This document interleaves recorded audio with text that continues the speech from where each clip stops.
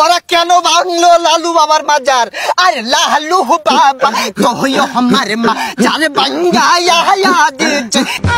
বাবা বলাইছে আমরা আয়া বলছি তাহলে কুটনা মারে।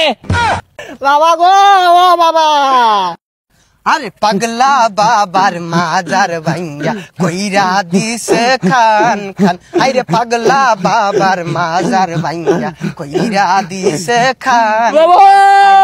এখন আমরা কোথায় গেলে পাইবো এমন বাসস্থান? আরে এখন আমরা কোথায় গেলে পাইবো সিদ্ধির বাসস্থান? আরে পাগলা বাবার মাজার ভাঙ্গা কইরা দিছে খান খান। আরে থাম, ইদুন গান বাজনা করলে কাম হইতো না, প্রতিবাদ জানান লাগবো। দফা এক দাবি এক। আরে স্লোগান ধর। আমাদের দাবি মানতে হবে মানতে হবে, সিদ্ধি খাওয়ার জায়গা চাই, দিতে হবে দিতে হবে, দিতে হবে। ওরা কেন ভাঙলো লালু বাবার মাজার? আরে লালু বাবা কহিও আমার মা যারে ভাঙ্গায়া দিচ্ছে। আরে এখন আমরা কোথায় গিয়ে থাকবো বলো বাবাজি? আরে থাম, প্রতিবাদ করবার আইছি, খালি গান জিকির দরজ কারণ কি? হ্যালো দর্শক, সিদ্ধি মাজার ভাঙ্গা দেওয়ায় সব সিদ্ধি গুলো রাস্তায় নামছে। এখন আমরা তাদের বিষয়ে কিছু জানবো। আচ্ছা ভাই, সিদ্ধি মাজার ভাঙ্গা দেওয়ার আপনাদের কোনো ক্ষতি হয়েছে? হ্যাঁ, ক্ষতি হয়েছে না মানে চরম ক্ষতি হয়েছে। 24 ঘন্টা খালি সিদ্ধি খায়া এবাদত করি, আমার এবাদত নষ্ট হয়ে দিছে। সিদ্ধি খাওয়ার জায়গা ভেঙে দিছে। কোন সিদ্ধি খাইবাম? মাজারে বসে সিদ্ধি খাইলে নিরাপদ কষ্ট থাকে, এবাদত নষ্ট হয়ে দিছে। বলতে বলি নমজ হয়ে থাকি সিদ্ধি খায়া। আচ্ছা আপনারা কি ইবাদত করতেন? বাবা আরো চরণ দাস কইরা থাকতাম 12 মাস। আরে বায়া আবার চয়রণ কইরা থাকতাম 12 মাস। আরে কি আর বাবার উপরে থাকতাম? খুদাই মিছা কথা কো। বাবার নাম ভাঙ্গায়া বাবার উছিলাই খালি সিদ্ধি খাইতাম আর খিচুড়ি খাইতাম। ও এখন তো ভাঙ্গা দিছে, বাবাও বলাইছে আমরা আয়া বলছি তাহলে কুটনা মারে। আচ্ছা আপনি কোন মাজার থেকে আসছেন? আমি কালু বাবার মাজার থেকে আইছি, আর ও আইছে লালু বাবার মাজার থেকে।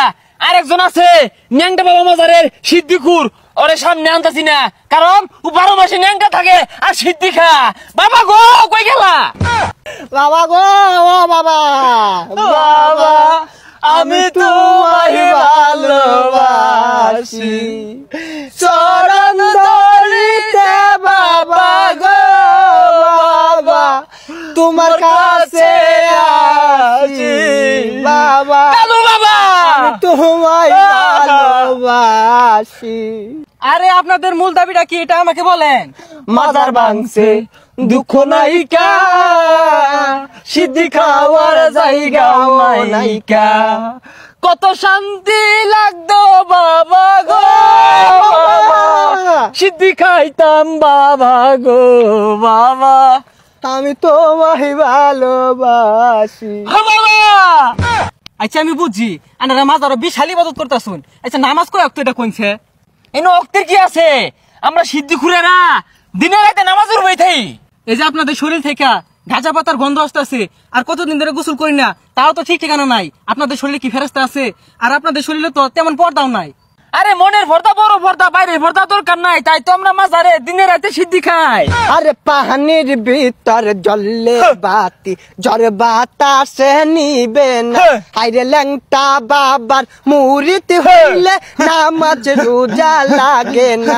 বাবা হু হু লঙ্গি খুইলা দেহে গু। এ আপনাদের যে হাল, না জানি ল্যাংটা বাবা সিদ্ধি খুরদের কি অবস্থা। আরে ন্যাংটা বাবা মুড়িদেরা ওরা 12 মাস ন্যাংটাই দেয়, ওরা মনে মনে ভর্তা হরে, বাইরে ভর্তা দরকার নেই। পাগলা বন্ধরা খারো, পোলা পোলা পোলা পোলা এ সাহাবা গেরাও করো, দেখ সিদ্ধি খুরাইয়া পড়ো।